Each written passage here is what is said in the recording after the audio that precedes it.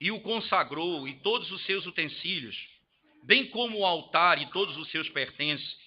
Os príncipes de Israel, os cabeças da casa de seus pais, os que foram príncipes das tribos, que haviam presidido o censo, ofereceram e trouxeram a sua oferta perante o Senhor: 6 carros cobertos e 12 bois. Cada 2 príncipes ofereceram um carro, e cada um deles um boi. Daí a lógica, né? Você tem 6 carros e 12 bois. E os apresentaram diante do tabernáculo. Disse o Senhor a Moisés: recebe-os deles, e serão destinados ao serviço da tenda da congregação. E os darás aos levitas, e cada um segundo o seu serviço. Moisés recebeu os carros e os bois, e os deu aos levitas. 2 carros e 4 bois deu aos filhos de Gerson, segundo o seu serviço. 4 carros e 8 bois deu aos filhos de Merari, segundo o seu serviço, sob a direção de Itamar, filho de Arão, o sacerdote. Mas aos filhos de Coate nada deu, porquanto a seu cargo estava o santuário, que deviam levar aos ombros. Eles não levavam sobre os carros, mas sobre os ombros. Ofereceram os príncipes para a consagração do altar no dia em que foi ungido. Sim, apresentaram a sua oferta perante o altar. Disse o Senhor a Moisés: cada príncipe apresentará no seu dia a sua oferta para a consagração do altar. Verso 12. O que, pois, no primeiro dia apresentou a sua oferta foi Naasson, filho de Aminadab, pela tribo de Judá. Então, só para você entender a ordem, lembra que a ordem, o tabernáculo estava no centro, não é? E Naasson, que é da tribo ligado a Judá, eles estavam, era a tribo que ficava na entrada da tenda, na entrada da porta. As outras tribos estavam ao redor e a dele na frente, junto com os sacerdotes. Então veja que a ordem é, quem entrega primeiro é o que está à porta da tenda. E a sequência vai ser a mesma do lugar em que eles estão posicionados na tenda, ao redor da tenda da congregação. Então o principal, Judá, e os outros então entregam após ele. O que Judá entrega, todos entregarão. Veja o que ele entrega. Apresentou a sua oferta, foi Naasson, filho de Aminadab, da tribo de Judá. A sua oferta foi um prato de prata, do peso de 130 ciclos. Uma bacia de prata, de 70 ciclos, segundo o ciclo do santuário, ambos cheios de flor de farinha, amassada com azeite, para oferta de manjares. Um recipiente de 10 ciclos de ouro, cheio de incenso. Um novilho, um carneiro, um cordeiro de 1 ano para o holocausto. Um bode para oferta pelo pecado. E para sacrifício pacífico, 2 bois, 5 carneiros, 5 bodes, 5 cordeiros de 1 ano. Foi esta a oferta de Naasson, filho de Aminadab. A partir daí, exatamente as mesmas ofertas serão entregues. Certo? Então você vai Natanael e você vai ler exatamente a mesma coisa que nós acabamos de ler. A sequência do texto vai 1º, 2º, 3º, 4º, 5º, 6º, 7º, 8º, 9º, 10º, 11º, 12º dia, 12 tribos ofertam. E aí vem o final do capítulo, por favor. No verso 78 começa no 12º dia. Né? Então veja o último que entregou. No 12º dia, chegou o príncipe dos filhos de Naftali, Aira, filho de Enã. A sua oferta foi um prato de prata do peso de 130 ciclos, uma bacia de prata de 70 ciclos, segundo o ciclo do santuário, ambos cheios de flor de farinha, amassada com azeite para oferta de manjares. Um recipiente de 10 ciclos de ouro, cheio de incenso, um novilho, um carneiro, um cordeiro de 1 ano para o holocausto, um bode para oferta pelo pecado, e para sacrifício pacífico, 2 bois, 5 carneiros, 5 bodes, 5 cordeiros de 1 ano. Foi esta a oferta de Aira, filho de Enã. Esta é a dádiva feita pelos príncipes de Israel para a consagração do altar, no dia em que foi ungido. 12 pratos de bacia, 12 bacias de prata, 12 recipientes de ouro, cada prato de prata de 130 ciclos e cada bacia de 70. Toda a prata dos utensílios foi de 2.400 ciclos, segundo o ciclo do santuário. 12 recipientes de ouro cheios de incenso, cada um de 10 ciclos, segundo o ciclo do santuário. Entende que esse ciclo do santuário dá em torno de 28 gramas, é a ideia do peso. Cada ciclo. Todo o ouro dos recipientes foi de 120 ciclos.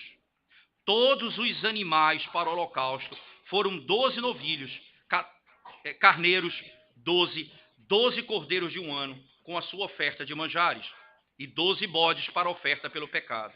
E todos os animais para o sacrifício pacífico foram 24 novilhos, os carneiros 60, os bodes 60, os cordeiros de 1 ano 60. Esta é a dádiva para a consagração do altar, depois que foi ungido.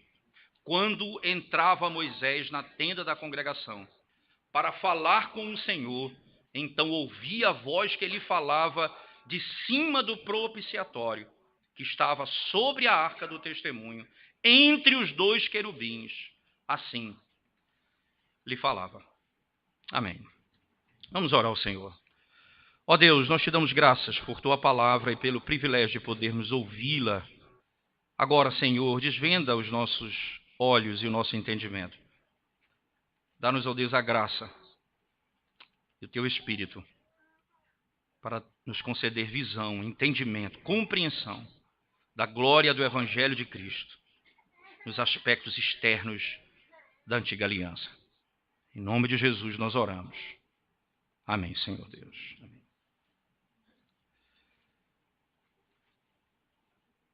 Por que um texto tão longo para falar daquilo que seria,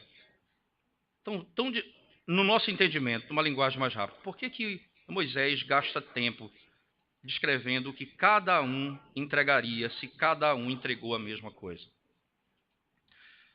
O conceito e a palavra dádiva, entende que é uma palavra-chave aqui no texto. Eles estão entregando a Deus alguma coisa. E esse ato de entregar a Deus alguma coisa, ele está intimamente ligado ao capítulo que antecede, imediatamente anterior a esse capítulo. O que é que antecede o capítulo 7? A bênção araônica. O Senhor concede a bênção da misericórdia, a bênção da paz, não é? E concede a eles a bênção da salvação. O cordeiro foi morto no lugar deles, eles foram preservados, o Senhor lhes concedeu vida e não destruiu. Perceba nitidamente que imediatamente após a dádiva de Deus, vem a dádiva do homem. Imediatamente após o Senhor entregar aos homens gratuitamente a sua redenção, a salvação deles, existe no coração deles a oferta, a entrega de tudo aquilo que eles têm ao Senhor. Independente da posse de cada tribo, toda tribo entregou a mesma coisa. O foco aqui não é destacar simplesmente o que foi entregue igual, mas nós vamos ver por que foi igual e por que é igual, mas o fato agora é porque todos entregaram, porque todos ofertaram, porque todos concederam o que tinham a Deus. E a resposta, que não pode ser outra, pela própria lógica da revelação, é que esse é o fruto primeiro da obra da salvação. É o fruto primeiro da obra da salvação. O indivíduo entrega o que tem ao Senhor. Essa lógica, irmãos, ela não apenas entra em aspectos financeiros, que nós vamos ver também que é implícito e claramente implícito no texto, mas diz respeito à própria vida e tudo que eu tenho. Veja, se não é essa lógica. Por exemplo, Paulo escrevendo aos Romanos, no capítulo 12, por favor, abra sua Bíblia comigo.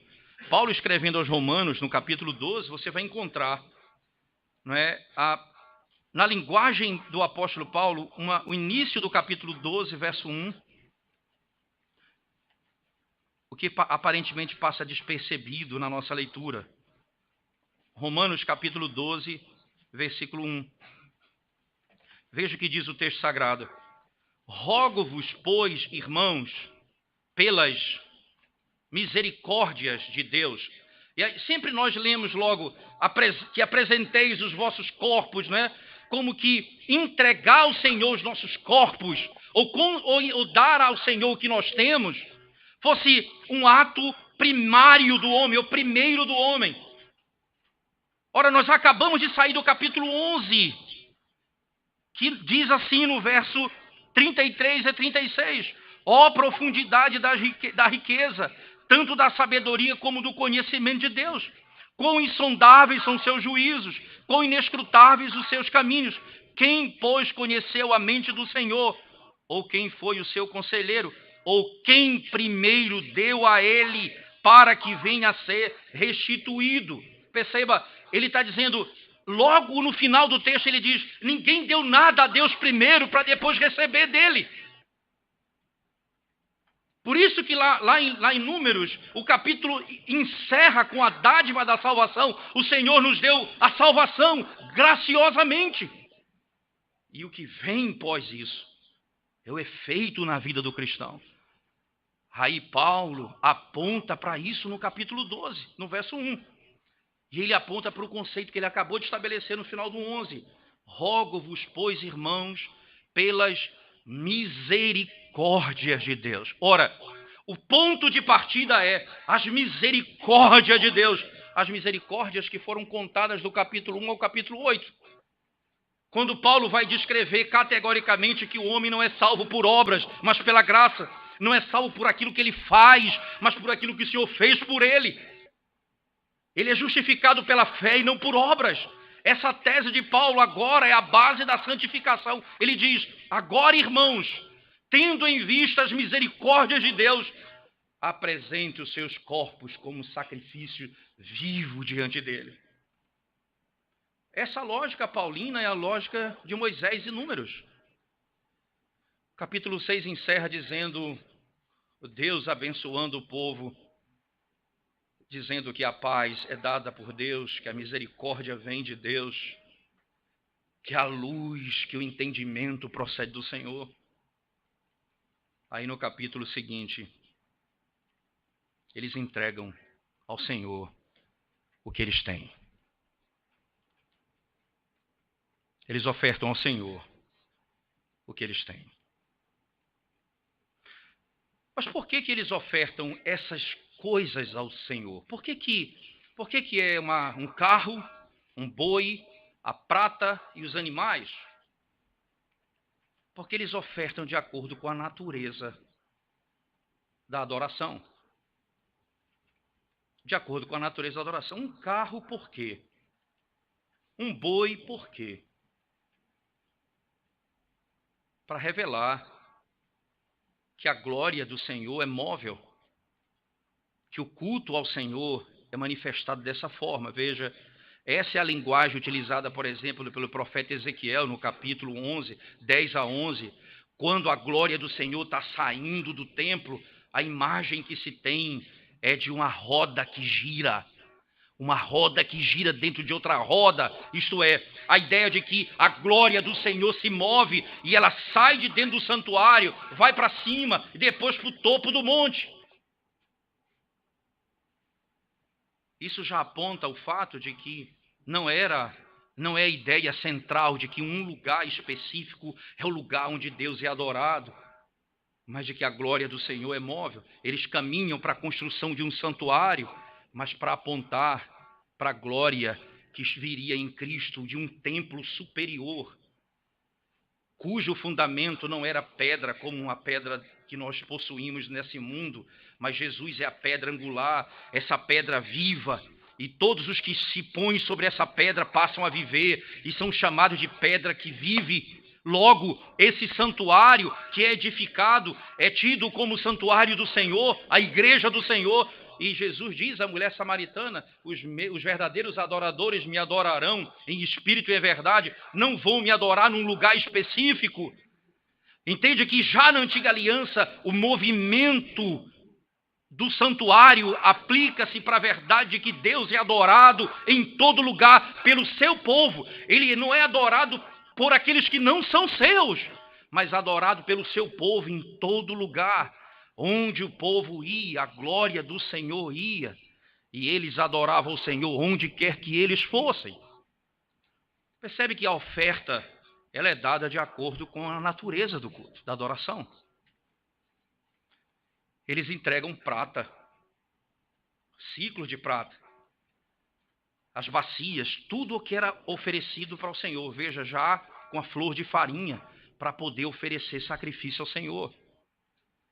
Eles entregam aquilo porque essa é a oferta de adoração ao Senhor. Tudo que eles possuíam era dado a Deus. Tudo que eles tinham era devotado ao Senhor.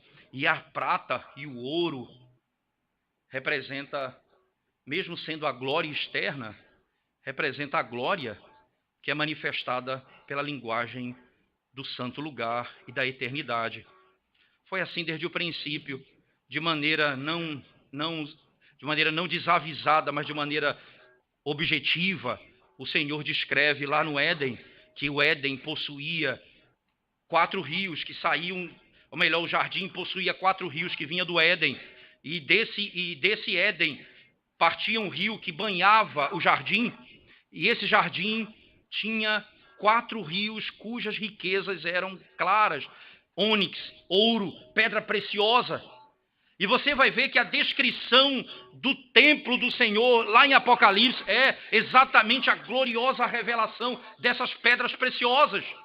E o templo, então, é manifestado dessa maneira. As partes do santuário, elas são feitas dessa forma, com prata, com ouro, descrevendo a glória, que não é simplesmente externa, mas aponta para a glória do Senhor, manifestado dessa forma. Por isso que riqueza na língua hebraica vem da mesma raiz da palavra glória. A palavra glória em hebraico, que é a palavra kavod, vem da palavra kavad em hebraico, que no caso kaved é a ideia exata de ser pesado. Alguém que é rico é alguém que é pesado, que possui muitos bens. E a glória do Senhor, isto é, o Deus que possui, que o seu ser, aquilo que ele é, aquilo que ele possui, essa é a glória de Deus. Daí há uma íntima relação entre riqueza e glória. Daí a imagem do santuário de riqueza, mas a glória do Senhor presente ali, revelando exatamente aquilo que ele é. Mas lembre-se, nem boi, nem carro, nem prata poderia ser oferecido se não fosse por meio do sacrifício que deveria ser manifestado. Veja, por favor, o início do mesmo capítulo comigo. Capítulo 7 do livro de Números, por favor. Volte comigo para o texto.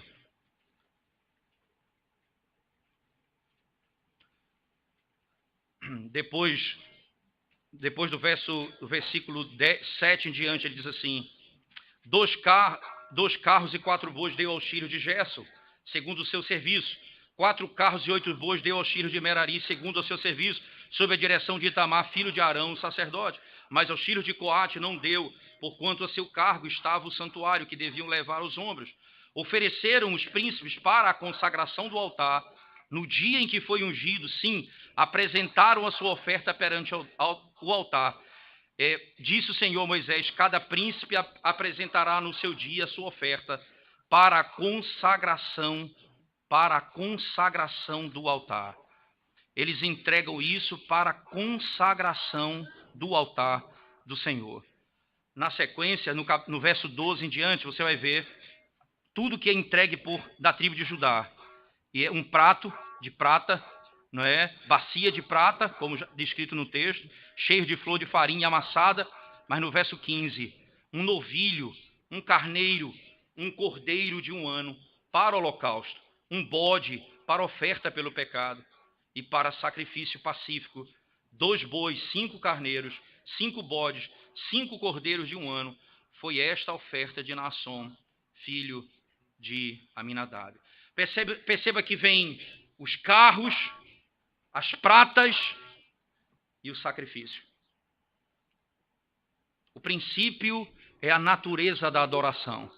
Móvel, a glória E ninguém adora se não for por meio do sangue, se não for por meio do sacrifício.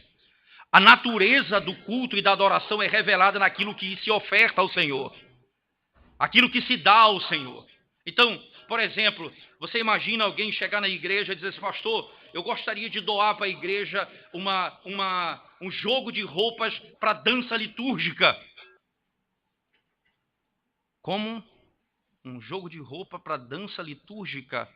O que vem a ser isso, irmão? Você está ofertando algo ao Senhor que não é da natureza do culto? Essa não é uma oferta que agrada ao Senhor. O que você entrega ao Senhor é da natureza da adoração. O que é que você entrega ao Senhor? Daí você tem a imagem da vida como um todo sendo entregue ao Senhor. Você tem a imagem da oferta. Você tem a imagem do alimento que socorre ao próximo. Mas você não tem a imagem dessas coisas sendo ofertadas ao Senhor. Ora, porque se eu oferto isso ao Senhor, eu estou dizendo, a natureza do culto é essa. E eu vou mexer exatamente na estrutura da natureza da adoração. Isso não deve ser aceito pela igreja. Isso não ia acontecer. Por que todas essas ofertas foram aceitas? Por que foram recebidas? Porque elas iam diretamente na natureza da adoração. Móvel, gloriosa e por meio do sacrifício. Por meio do sacrifício. Não havia outro meio de ofertar. Se a nossa oferta, ela lida com tais verdades, isto é, ela lida com a expansão do reino de Deus para a glória do seu reino em todo o canto da terra. Se a minha oferta diz respeito à glória da verdade do Senhor expandida pelo mundo, e se ela lida para que seja o sustento, a pregação do Evangelho seja sustentada e o nome do Senhor seja proclamado, ela deve ser recebida. É nessa motivação, é nesse desejo do coração que vem a oferta ao Senhor, como fruto daquilo que foi recebido pelo próprio Senhor, a salvação. A salvação que foi entregue a Ele. Interessante que tudo isso era entregue para ser dividido nos 3 filhos. Os carros, principalmente, no caso, os carros eram para ser entregues aos filhos de Levi. Você vai ver que um recebe pouco, outro recebe muito, outro recebe nada. Mas não tem problema nenhum. O que recebe pouco é porque carregava pouca coisa do santuário, o carro e o boi. O que recebe muito é porque carregava muita coisa do santuário. Já o que não recebe nada é porque não carregava nada do santuário, se primeiro o sacerdote não tivesse desmontado. Ele nem tinha acesso ao Santo dos Santos. O sacerdote ia, desmontava, e ele então carregava nos ombros. Não podia nem mesmo levar sobre o carro de boi. Ele tinha que levar nos ombros. E o Senhor então capacita cada um para fazer aquilo que Ele chamou. Aqueles homens fortes que carregariam peso, aqueles que carregariam menos e os que carregariam mais. O Senhor capacita cada um para fazer a sua obra, exatamente como Ele determina. Veja que a oferta que é entregue, ela é entregue para o serviço do culto e da adoração ao Senhor. A oferta que é entregue, ela é entregue e ela é devolvida no modo como a igreja serve e adora ao Senhor. Você imagina, então, o recurso que chega à igreja, ela deve ser usado para fins óbvios. O sustento do ministério da palavra e o sustento daqueles que necessitam na igreja. São princípios básicos do conceito da contribuição.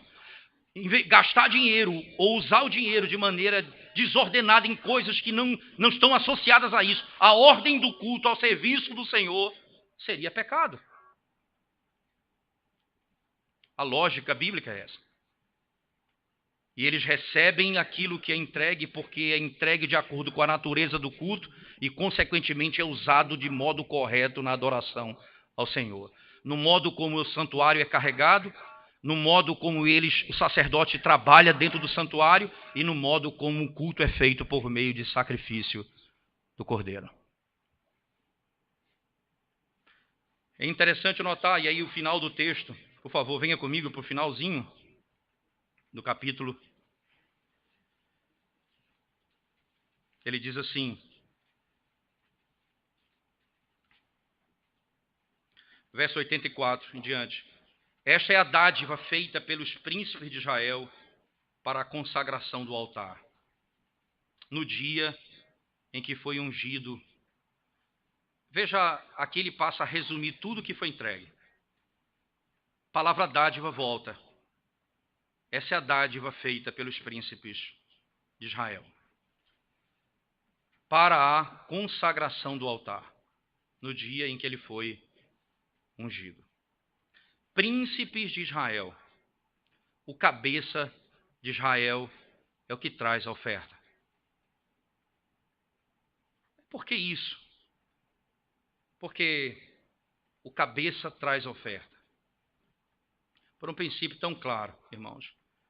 Porque esse é o exemplo que todos seguirão dentro da própria estrutura da tribo.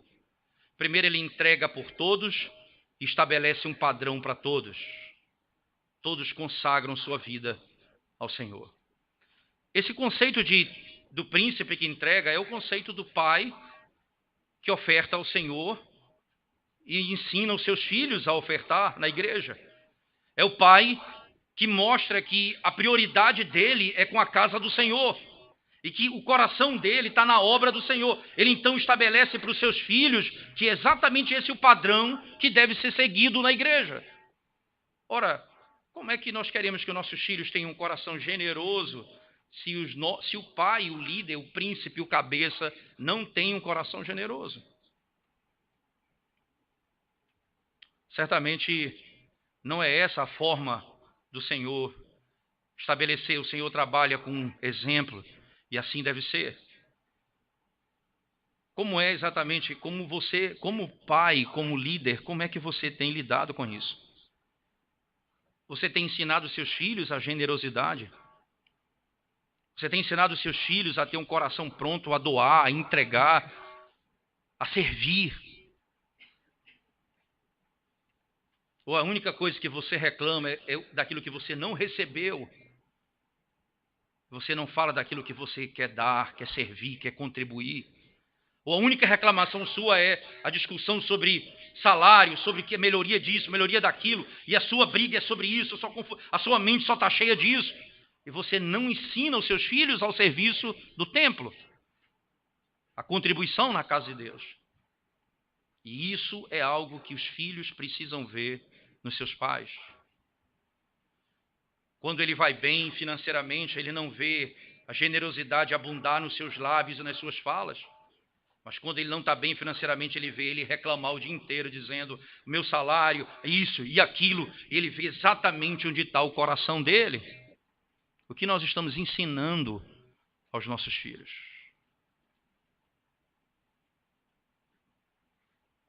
Todos entregam exatamente a mesmíssima coisa. Porque, independentemente daquilo que temos ou não temos nessa vida, nós ofertamos de acordo com a natureza do culto. Isso vale para todos. Nós ofertamos para a glória, para o avanço do reino de Deus. Nós ofertamos para a manifestação da glória de Deus nesse mundo. E nós ofertamos para que a pregação do Evangelho permaneça firme no nosso meio. Mas nós ofertamos com base naquilo que nós recebemos. Nós não recebemos com base naquilo que nós damos. Nós damos com base naquilo que recebemos. O que Davi vai dizer exatamente na construção do templo, que ele não participa, mas ele recebe as doações, está escrito isso em Crônicas, nós não recebemos nada, nós não entregamos nada que não tenhamos recebido primeiro das tuas mãos. nós não entregamos nada. E Paulo diz isso aos romanos. Quem primeiro deu a ele para depois receber? A dádiva, ela flui de um coração que recebeu muito mais, infinitamente mais do que podia imaginar. Esse é um conceito tão claro. Por favor, abra sua Bíblia comigo. Segunda carta do apóstolo Paulo aos Coríntios.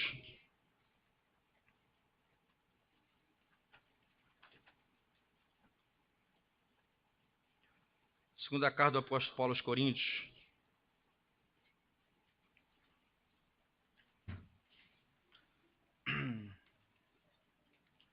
Capítulo 8.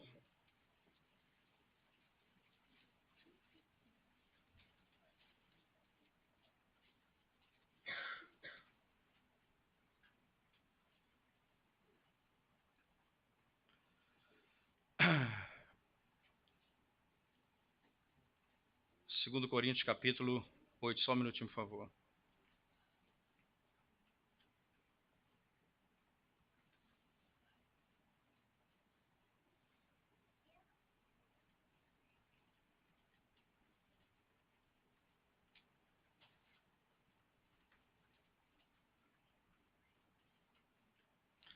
Verso 1 em diante, diz assim o texto sagrado. 2 Coríntios 8, verso 1 em diante.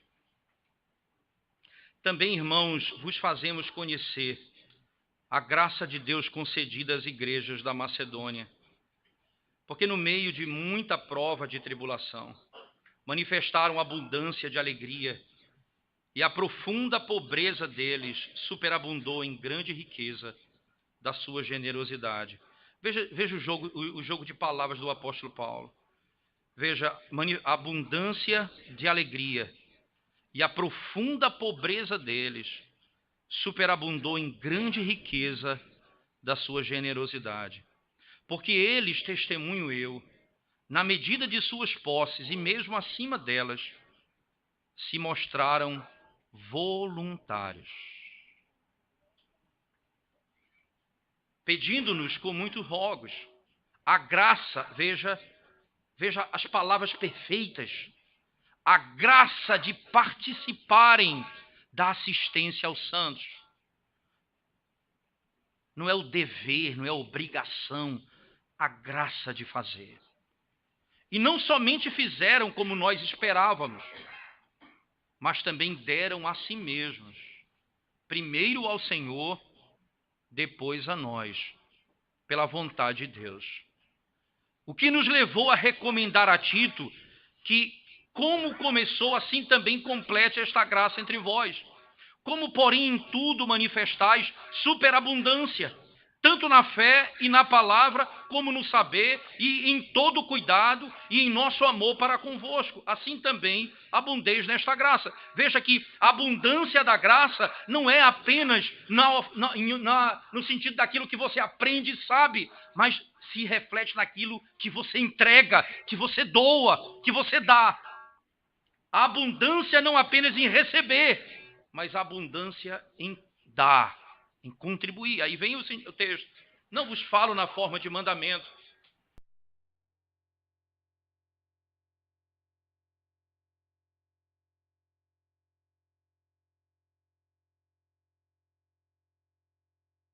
Vocês conhecem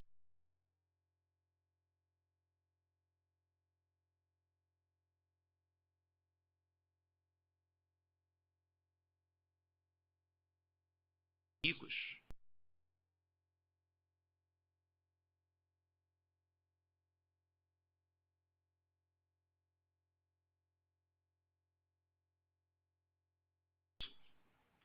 Completai agora a obra começada, para que assim como revelastes prontidão no querer, assim a leveis a termo, segundo as vossas posses. Porque se a boa vontade será aceita conforme o que o homem tem, e não segundo o que ele não tem. Porque não é para que os outros tenham alívio e vós sobrecarga, mas para que haja igualdade, suprindo a vossa abundância no presente, a falta daqueles, de modo que a abundância daqueles venha a suprir a vossa falta, e assim haja igualdade, como está escrito, o que muito colheu não teve demais, e o que pouco não teve falta. Veja o princípio que a Escritura estabelece. Como eu devo ofertar? Baseado na graça recebida. Como a graça recebida? Cristo, que é rico, se fez pobre para que fôssemos feitos ricos. Esse é o padrão da oferta. Então, o Deus que desceu da sua glória, que recebeu, que se tornou homem, assumindo a forma de homem, limitada de homem, morreu pelos meus pecados, sendo obediente, não tendo onde reclinar a cabeça, morreu pelos meus pecados, foi sepultado, ao terceiro dia ressuscitou, mas na sua morte ele foi abandonado até pelo próprio Pai. Ele foi aquele que se tornou pobre, para que recebêssemos a riqueza em abundância.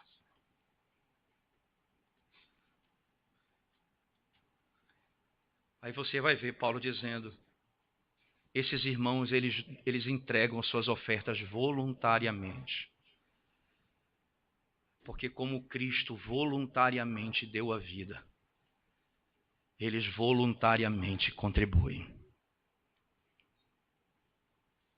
E como Cristo, que se fez pobre, eles sendo pobre, socorreram os que tinham nada. Porque tinham recebido em abundância. Porque tinham recebido em abundância.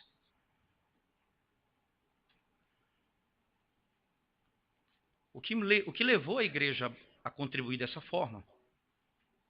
A graça da salvação. A graça da salvação. Veja como é incompatível o seu compromisso com as coisas de Deus, com aquilo que você recebeu de Deus. Veja como é incompatível a sua entrega ao Senhor com aquilo que Deus lhe deu.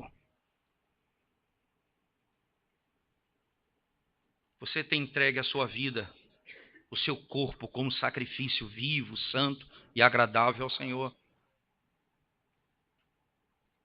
Você tem tido benefícios nessa vida para o seu próprio bem. Você tem sido egoísta cada vez mais, pensando mais em você mesmo e não no próximo. Você não apenas colhe, você pega até os últimos centavos para que ninguém que vem atrás possa colher nada. Como é que você tem agido? Se Deus deu tudo por você, se Ele deixou a sua glória por você, se Ele deu a vida por você, e como é que você vive diante dos outros?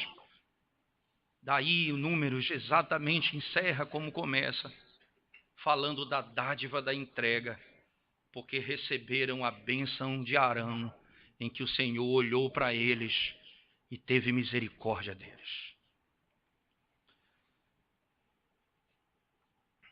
Quando ele entrega a prata,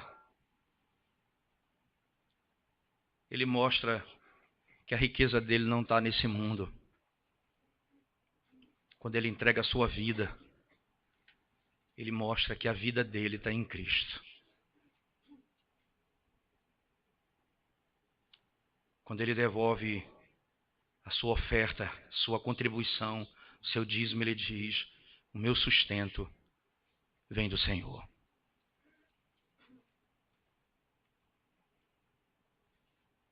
A dádiva que produz dádiva. A graça que produz oferta. Mas segundo as palavras do apóstolo Paulo, e aqui chegando para o fim, a palavra do apóstolo Paulo diz assim, quando ele se dirige àquilo que eles fizeram, ele fala, vocês não apenas entregaram a mim ofertas, mas vocês deram a vocês mesmos, vocês se entregaram ao Senhor. Vocês entregaram a vocês mesmos no versículo 5, ele diz exatamente isso. E não somente fizeram como nós esperávamos, mas também deram a si mesmos, primeiro ao Senhor, depois a nós, pela vontade de Deus. Entregaram a si mesmos ao Senhor. Esse é um efeito imediato da redenção. Esse é um efeito imediato da redenção. Nós vimos isso lá em Atos, abertamente. Paulo, quando chegava na Ásia, pregava o evangelho e ele foi socorrido por pessoas nas ilhas. Quando aquelas pessoas criam no evangelho, eles concediam a eles as riquezas que eles possuíam. Em outras palavras, eles davam para que ele continuasse a viagem até o destino dele, onde ele iria proclamar o evangelho. A contribuição, a oferta, a entrega é parte natural do processo da conversão.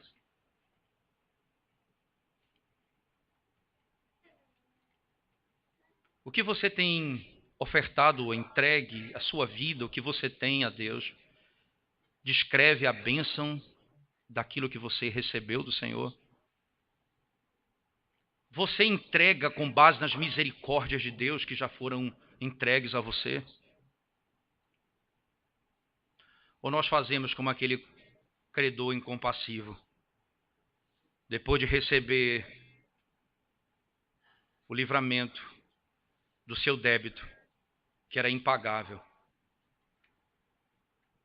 ele foi e levou um indivíduo à prisão, porque ele devia quase nada em comparação ao débito que ele foi perdoado.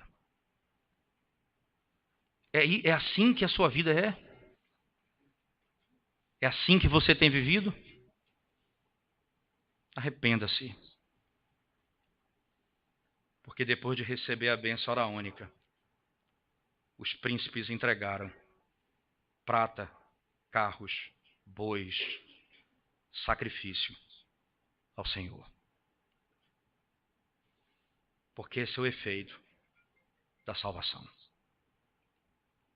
Por outro lado, você que talvez esteja aqui e vem de uma outra igreja, de outro conceito sobre oferta, talvez você pensa que Deus é um Deus que faz barganha conosco. Você entrega a Deus para que Ele lhe devolva bênçãos. Você paga para que ele pague de volta alguma bênção para você. Isso não é o princípio bíblico.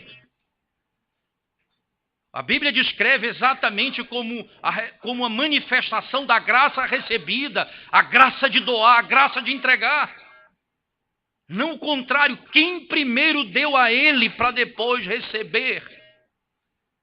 Ninguém deu a ele para depois receber, nós recebemos dele primeiro. E o que nós entregamos foi o que nós recebemos das mãos dele. E assim deve ser o culto ao Senhor.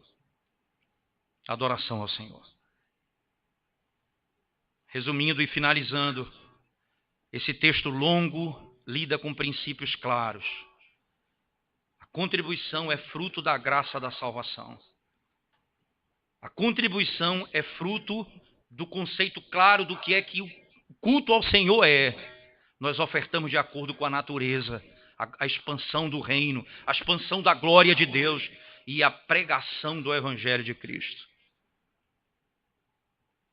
E esse conceito também, e essa verdade nos ensina também que todos ofertam a mesma coisa, independentemente do que têm. Porque todos vão ter o mesmo espírito, fruto da gratidão daquilo que recebeu do Senhor. Ninguém da menor tribo, a maior tribo, da menos poderosa, a mais poderosa, ninguém deixará de contribuir. Os macedônios eram os mais pobres, era a tribo mais pobre, foi a que mais entregou a Deus. Porque entendeu o que havia recebido. Porque entendeu o que havia recebido. O que faz você retendo as bênçãos que Deus tem derramado sobre a sua vida? Fazendo você cada vez mais rico, mais próspero, e cada vez menos, e cada vez mais avarento, cuidado. Cuidado com o seu coração. Porque certamente isso não é efeito da obra, da abundante graça que recebemos do Senhor. Vamos orar. Ó Deus, nós te damos graças por tua palavra nessa manhã e rogamos ao Senhor que nos ajude na compreensão e na aplicação dessa verdade na nossa vida. Perdoa-nos, ó Deus, porque a nossa vida, não poucas vezes, nós não temos demonstrado nas mínimas coisas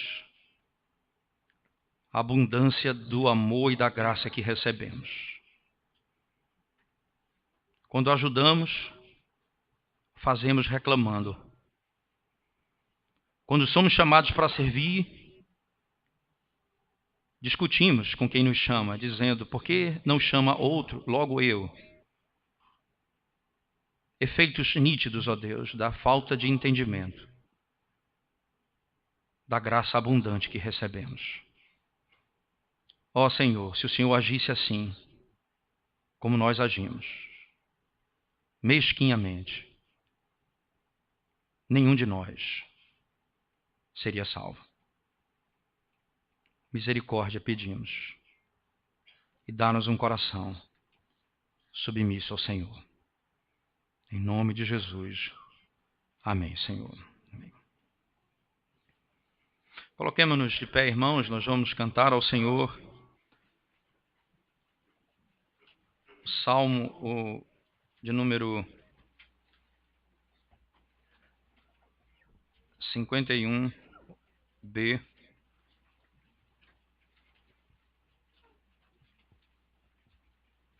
Verso 1 a 8.